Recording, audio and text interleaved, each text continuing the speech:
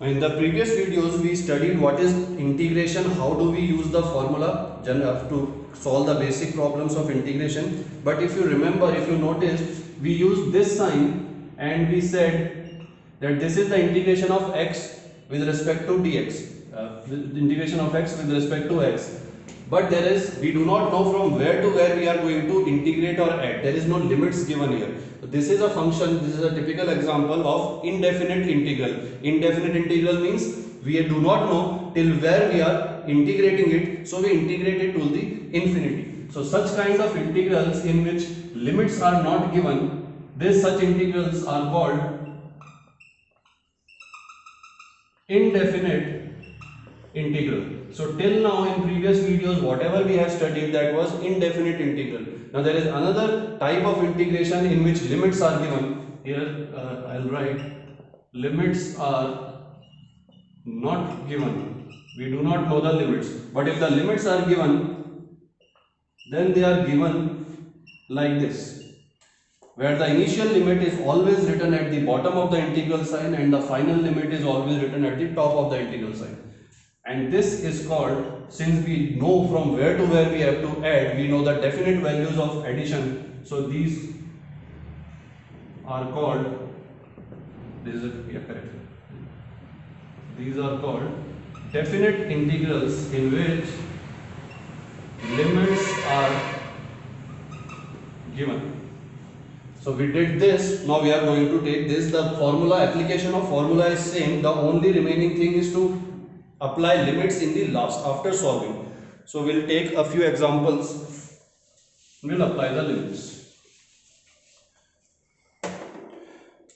Now the first example, first I will write the general term, general formula of definite integral. Suppose we have a function of x and we are integrating it with respect to x, and from our limits are given as a to b. Initial limit is a, final limit is b. How do we solve this? We will simply integrate fx according to the formula that we have already learned.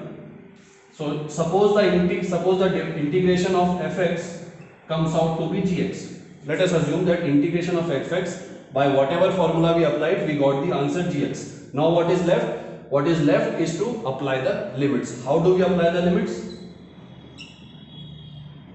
We apply it like this. We use square brackets, it is a standard notation.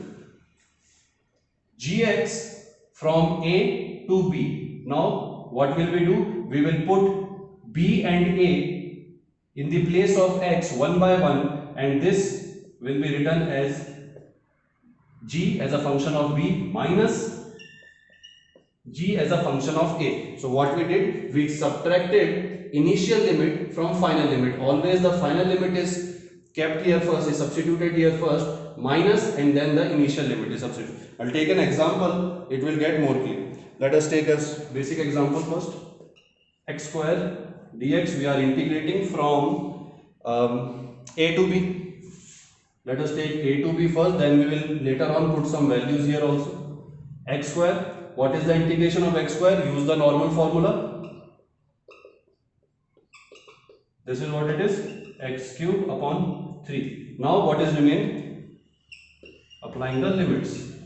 Now when we apply limit, what do we do? First we put the final limit. So here, because we are integrating with respect to x, so we'll put the final limit in place of x. So it will become b cube upon 3 minus, now we'll put the initial limit. So it will become a cube by 3, or we can write it as b cube minus a cube upon 3. And this will be your answer after the limits are put. If you have still you need clarification, pause the video, read all of this again, you will get it clear. Now instead of a and b, let us take a value. Let us take another relation t square plus 1, and we are integrating it with respect to dt, because there is t here, so we have to integrate with respect to dt. If I put, what happens if I put x? It means that we are integrating this function with respect to x, but there is no x in this function. That means the dx, the integration will treat this entire function as a constant. Okay, so but if we integrate with respect to dt or t, then there is no problem. and we'll put some values, we'll put limits, let us say from 0 to 4.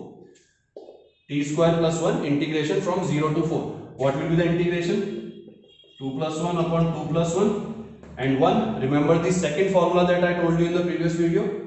This can be treated as t to the power 0. So it will become t to the power 0 plus 1 upon 0 plus 1. So we'll get t cube upon 3 plus t upon 1. So this will be the answer.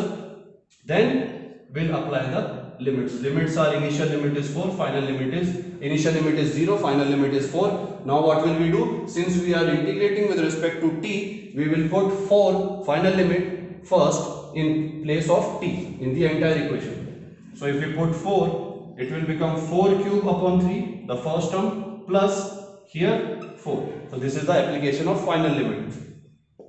Minus, now we'll put initial limit in places of t. So it will become 0 cube upon 3 plus 0. So this entire second term will become 0.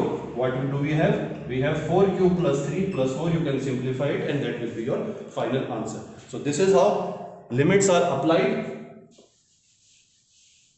Let us take another example. This time a trigonometric function.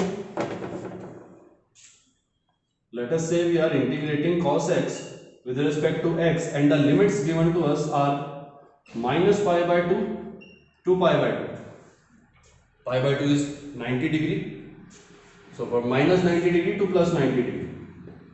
Cos x, what is the integration of cos x? It is equal to sin x. Cos x is equal to sin x, and then we will apply limit from minus pi by 2 and till pi by 2.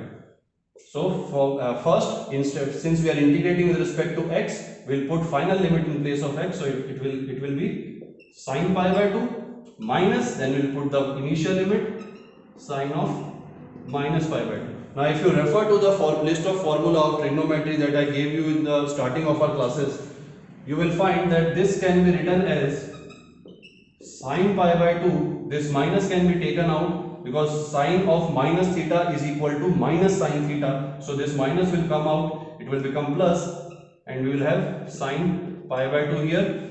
Now if you refer to the list of formula, sine pi by 2 is equal to sine 90 degrees. Sine 90 degrees is 1. So this is 1 plus 1, your answer will be 2.